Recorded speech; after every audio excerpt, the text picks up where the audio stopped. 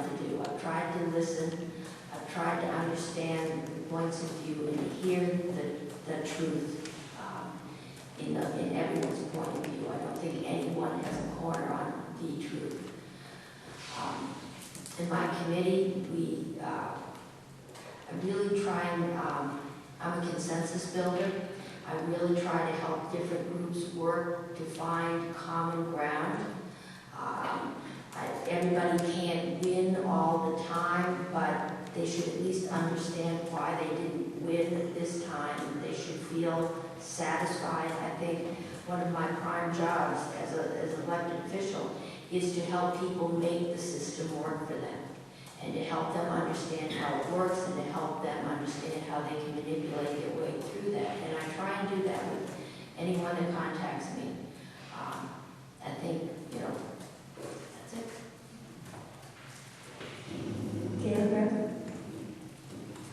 The reason that I decided to run or stand for this office and put myself out as a potential public servant is I really believe that my position in the community is that of a bridge builder between left and right, blue and red, any of these spectrums. I've always had an ability to empathize with people on all sides and throughout the spectrums. I believe that Republicans are right about a lot of issues. I believe the Democrats are right about some other issues.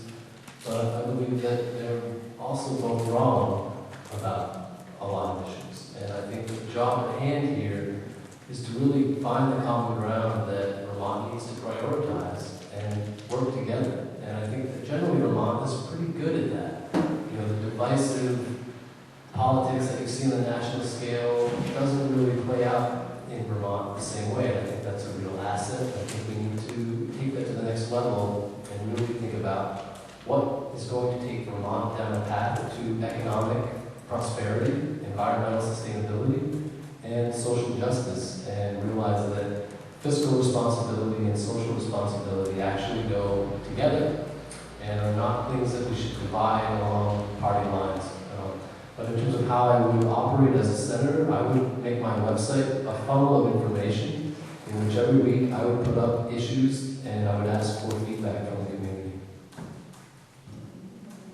All right, thank you. Before I ask our final question of the evening, I just want to thank our candidates in particular for your patience with our format. We have a lot of candidates in a short amount of time and a lot of issues to cover. And you have offered pithy, thought-provoking answers. And I hope that they will inspire future conversation. I hope that folks will check out your websites, as we have them, maybe all of you, and grab you on the street when you see you and follow up. I also hope that we'll follow up afterwards. Like I said, we've got a lot of cookies over here. Hate to tell the people who are watching this recorded on TV about how great the cookies were. And I also want to thank our audience because you've really been patient and engaged. So thanks very much. Our final question is really a summary statement, so each of you will have a grandiose 2 minutes, other than seconds. But what we really want to know is what's the one thing that you wish you'd been asked tonight that you would like to address now? Is there something that we didn't cover, or even if it did get asked and you'd like to address it a little bit further? This is a nice chance for a summary statement. We start with Melanie Osmond. Well, I think I'm gonna go for this. That I wish I was asked about why. Excuse me. Why being called a politician is a pejorative. I don't believe that being a politician is a pejorative.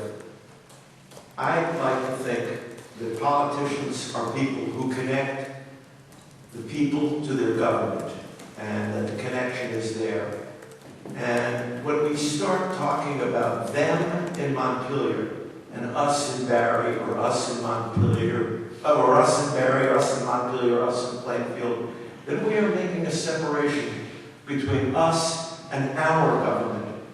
And one of the reasons that I'm interested in being a politician is that I want to make the connection between what's happening in Montpelier and the people who I am representing.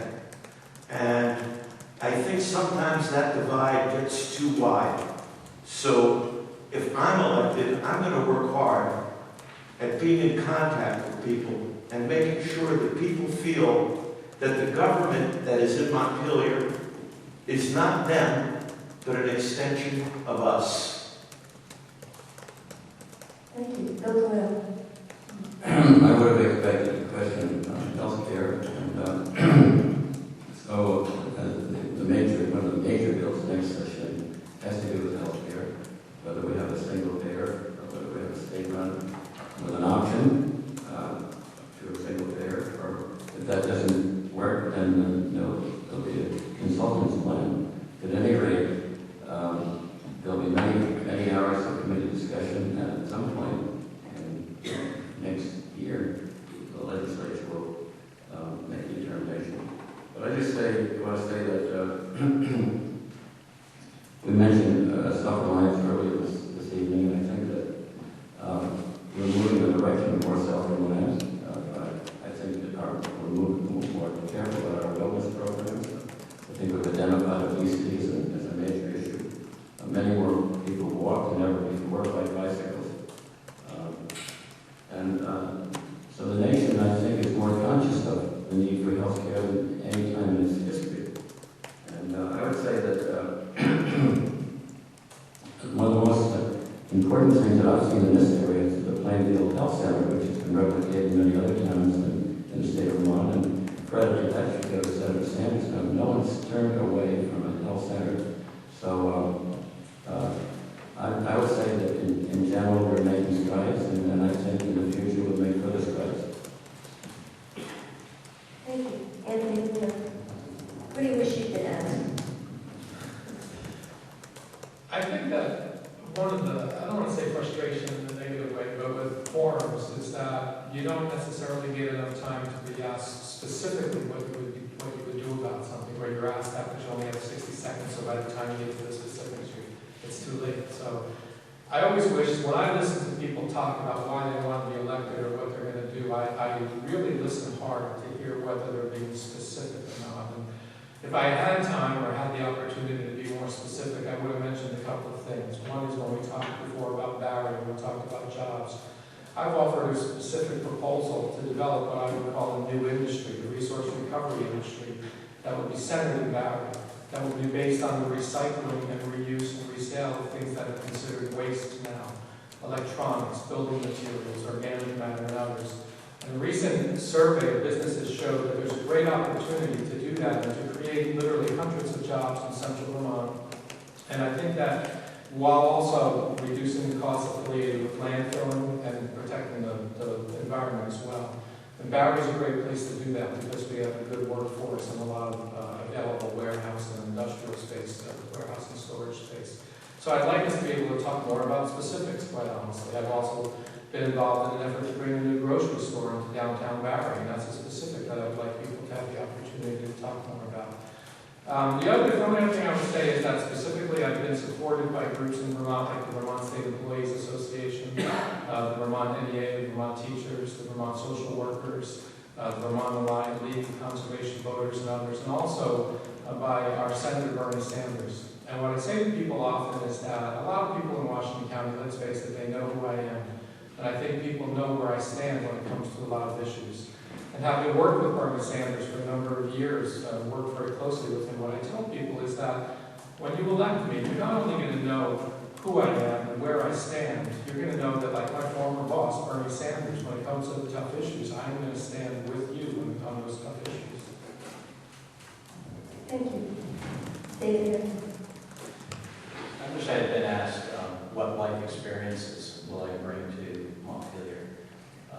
I joined the Vermont State Police at the age of 19. They gave me a badge and gun in a car that could do 150 miles an hour, and I often comment that the state made a big mistake when they did that. But now they hire me at just 21, so maybe I had something to do with that, I don't know. But my entire adult life has been as a public servant. Being a law enforcement officer in Vermont carried with it a great amount of responsibility. You meet people